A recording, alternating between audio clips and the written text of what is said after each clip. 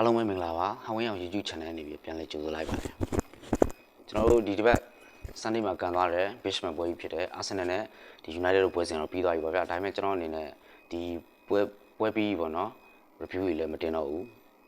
အလုံးမအားလည်းပါတယ်နောက်တစ်ချက်ဒီကျွန်တော်တို့ဝါရင်နဲ့ညီကိုတွေဆရာတွေ YouTuber တွေကဒီပွဲပြီး30ချက်တွေတင်ပြီးသွားတာဖြစ်တယ်တော့ကျွန်တော်အနေနဲ့တော့မတင်တော့တာလည်းဖြစ်တယ်အလုံးမအားတာလည်းဖြစ်တယ်ပေါ့နော်အခုလည်းအလုပ်ထဲကပြောတာမပါပါ sorry ပါကျွန်တော်လည်းနည်းနည်းကိုမြင်တဲ့ရှူတောင်လေးတွေကိုမတင်ရမနေနိုင်လို့လာတင်ခြင်းဖြစ်ပါတယ်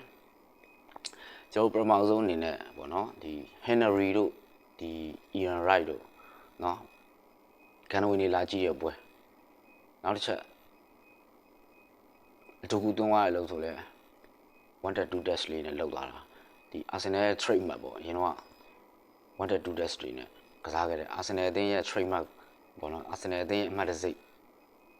အဲ့လိုပုံစံတင်သွားတယ်နည်းနည်းပိုပြီးခန်းခက်တယ်နောက်တစ်ချက်325ပွဲကင်ထားတဲ့နီးပြကိုနှစ်ပွဲပဲကင်ထားတဲ့ကင်ထားတဲ့နီးပြနိုင်ယူသွားတော်ခန်းခက်ပါတယ်ဒါပေမဲ့ဒါဘောလုံးပွဲဖြစ်တဲ့အတွက်ဖြစ်တင်ရတာပါပဲဘောလုံးပွဲဖြစ်တဲ့အတွက်ဖြစ်တတ်ပါတယ်ပထမဆုံးအနေနဲ့ကျွန်တော်ရဲ့ဒီမတရားမနေနိုင်တဲ့ရှူတောင်ပေါ့နော်ရှူတောင်လေးတွေကိုကျွန်တော်မြင်သလောက်လေးကိုကျွန်တော်ရဲ့ဒီကိုယ်အမြင်လေးနဲ့လာရောက်ပြီးတော့ဆွေးနွေးခြင်းဖြစ်ပါတယ်အမှားပါအောင်ခွင့်လို့ပါပထမဆုံးအနေနဲ့ကျွန်တော်တို့ဘက်ကဒီ Arsenal အသင်းဘက်ကပထမဆုံးဂိုးရပြီးတော့တိတ်မကြဘူး10မိနစ်လောက်ပဲရှိသေးတယ်နောက်ထပ်အခွင့်အရေးတွေထပ်ရတယ်နောက်ထပ်ခွင့်ရရတာအဲ့ဒါဘာလဲတော့အဲ့ဒီအချိန်မှာကျွန်တော်အနေနဲ့အသေးစိတ်ပြန်ကြည့်တဲ့အချိန်မှာဒီဂျူလီယန်တင်ပါအနေနဲ့ဂျေဆုကိုပေးတယ်ပေါ့နော်ဒီ United ကွန်ဘက်ချမ်းမှာပဲအစွန်ဘက်မှာညာဝင်းဘက်မှာဂျေဆုနေရာမှာဂျေဆုကဒီ link up play ကစားတယ်အဲ့အချိန်မှာဒီသူ့နားမှာမာကင်ကသူတို့နဲ့ဝေးတယ်သူ့နောက်မှာလည်းမရှိဘူးနောက်မှာကျွန်တော် space အများကြီးလွတ်နေရဆွဲပြရုံပဲဂျေဆုနေရာမှာ TI Onary လို့ဆိုပေါ့နော်ကျွန်တော်ခက်ကထားပါတော့လည်းဝေးတယ် TI Onary နဲ့ထားလိုက်အောင်ကျွန်တော်ဒီလီဗာပူးကဒီမှာဝယ်ထားတဲ့ Ekitiki လိုမျိုးကစားသမားတက်စစ်မှုမျိုးဆိုရင်အဲ့နေရာမှာဂျေဆုနေရာမှာဆိုရင်ကျွန်တော်တို့ဆွဲပြီးတော့ပြေးတော့မှာဒီ channel brand တစ်လျှောက်ကိုဂျေဆုရဲ့နောက်မှာဘယ်သူမှမရှိဘူးဒါပေမဲ့ဂျေဆုက link up လေးဒီပေါ့တော့ link up ချိန်လိုက်တယ်ထားပါတော့ဒီ360ကိုလက်ပတ်ကြည့်ရှုနိုင်တဲ့ဒီအမြင်ဆိုတာလဲကျွန်တော်တို့ဒဲရီကျဲရှိမှာပဲဒီတွေ့ရခဲ့ပါတယ်ဒဲရီကျဲရှိမှာပဲတွေ့ရတတ်တော့လေဂျေဆုကတော့ထားလိုက်တော့အဲ့နေပြီးတော့ဂျေဆုကနေပြီးတော့စာကာကိုပြန်ပေးတယ်စာကာကနေပြီးတော့ဒီမာတင်အိုဒီကတ်ကိုပေးတယ်ကပတိန်ရှူပေးတယ်ကပတိန်ကအဲ့ဒီမှာကျွန်တော်တို့ကပတိန်ဘောလုံးကိုဖန်ထိတ်ထားတဲ့အချိန်မှာကျွန်တော်တို့ဒီ left wing ပါပေါ့နော်ဒီ left channel ကနေပြီးတော့ဘယ်သူကဒီလိုလက်ကိုဘယ်လိုလှမ်းတောင်းနေလဲဆိုတော့ကျွန်တော် Trossard လှမ်းတောင်းတယ်ဒါပေမဲ့ဒီမာတင်အိုဒီကဟာမကြည့်ဘူးခေါင်းကုံတိုင်းပဲလှက်ထွက်ဖို့ကြိုးစားတယ်အဲ့အချိန်မှာဒီ United နောက်ခံလူခေါင်းကြီးကသူ့ကိုမာကင်နေနဲ့ကတ်တဲ့အတွက်ဒီဘောလုံးပြတ်တယ်ပေါ့မကွဲရနဲ့ထိပြီးတော့ဘောလုံးဟာမာတင်အိုဒီကလှက်ထွက်ဖို့လုံးမှာဒီမာကင်အစင်းနဲ့ရှိနေတဲ့ဒီခေါင်းကြီးကနေပြီးတော့မကွဲရနေပြီးတော့ဖမ်းပြီးတော့ကျွန်တော်တို့ press လုပ်လိုက်တဲ့အတွက်ဘောလုံးကကန်ထွက်လာတယ်ကန်မကောင်းကျင်တော့အဲ့မှာလည်းဘောလုံးကဘလူးရှိရော Fernandes ရှိရောက်သွား Fernandes ကဒီ Bruno Fernandes ကတစ်ချက်မှမထိန်ဘူး one touch နဲ့ပဲအပူမိုးရှိဘူးတခါပေးပြီးသားကြည့်ပြီးသားမျက်လုံးကဒီ Midfield player ကျင်ကွာသွားတော့ပြပါလားအဲ့အချိန်မှာအပူမိုးထိုးပြီးတယ်အပူမိုးတခါလေးတောက်လျှောက်ဆွဲပြီးတယ်ဆွဲပြီးတော့မှဒီမလွတ်နိုင်မှသိရတဲ့အတွက်တစ်ချက်ခောက်ပြီးတော့သူအပူမိုးဆွဲတက်သွားပြီဆိုတော့နောက်က Fernandes ကအော်တိုလိုက်ပြီးသား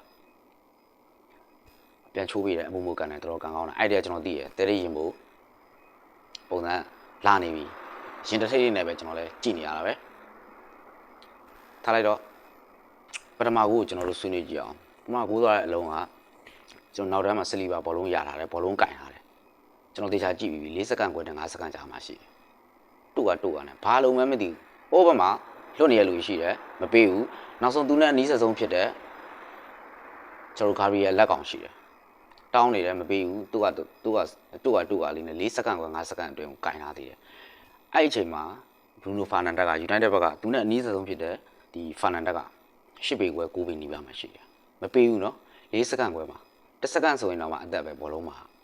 ကျွန်တော်2စက္ကန့်ဆိုရင်လည်းကောင်း pass တစ်ခုပေးလို့ရတယ်ကျွန်တော်မိုးရဲရည်တွေမှာ4စက္ကန့်ခွဲ5စက္ကန့်ကိုကင်ထားရတဲ့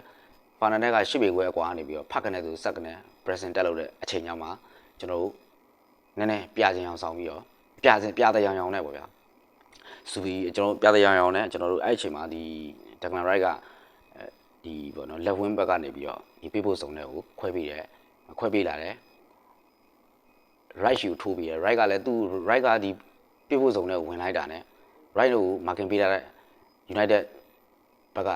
player ချက်မကွာမတင်မီလိုက်တော့ right အနေနဲ့ထိန်းလို့မရဘူး control လုပ်လို့မရဘူး one touch နဲ့ပဲ Zubimendi ချပြီး Zubimendi ကနေတခါကျွန်တော် Zubimendi ကအဲ့ချိန်မှာဘယ်ရောက်နေလဲဆိုတော့ကျွန်တော်ဒီ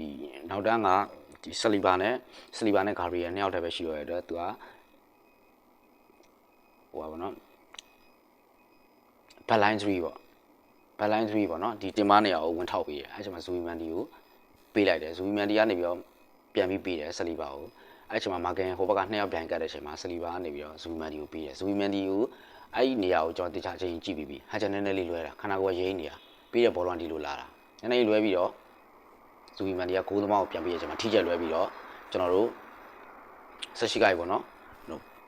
ဘောက်ထိပ်မှာရှိနေတယ်ကျွန်တော်တို့ area ဘောက်ထိပ်မှာရှိနေတယ်အမှုမကရသွားပြီးတော့ကိုသွားတယ်ဒီမှာဆိုရင်ကျွန်တော်လူလိုမျိုးကတော့ဒီ Zubimendi ပေါ့ဗျာအဖြစ်ကတော့ဖြစ်တတ်ပါတယ်ဒါပေမဲ့ကျွန်တော်ပွဲကြိုဒီမှာပြောခဲ့သလိုပဲပေါ့မိုက်ကယ်ကာရက်ကခေသူမဟုတ်ဘူးသူကသူဘာကြီးပဲဖြစ်ဖြစ်ပွဲကျွန်တော်တို့ဗျာဒီ100ဒီ200ဒီအဲ့လိုသာမကန်ရတာဒီကောင်စားရှိရကျွန်တော်သိတယ်နောက်တစ်ချက် Saliba ကိုပြစ်တက်တယ်တော့မဟုတ်ဘူး Saliba ခုနောက်ပိုင်းမှာ error လေးနည်းနည်းရှိလာတယ်ဆိုတော့ကျွန်တော်ရဲ့ဒီပွဲကြိုဗီဒီယိုလေးမှာအစဆုံးကြည့်ဦးတဲ့ brother ကြီးဆိုရင်နားထောင်ဘူးလိမ့်မယ် Zubimendi ကိုကျွန်တော်က40%အမှားလို့ပဲကျွန်တော်ခေါင်းစဉ်တက်ချင်တယ်အဓိကတော့ William Saliba ကို60%ခေါင်းစဉ်တက်ချင်တယ်သူ့ရဲ့တွေ့မှုတွေတွန်းဆုပ်မှုတွေ risk မယူရတဲ့ရာဒီ Zubimendi ကိုတရားခံဖြစ်သွားစေတယ်ပေါ့နော်ကျွန်တော်ရဲ့အမြင်ပေါ့နော်မှားအောင်မှားနိုင်ပါတယ်ဒုတိယဂိုးကတော့ကျွန်တော်တို့မာတီနက်ရဲ့ကျွန်တော်ပွဲကြုံမှာပြောခဲ့တယ်မာတီနက်ကို shot မတက်ဘူးဒီကောင်ရဲ့ vertical pass တွေ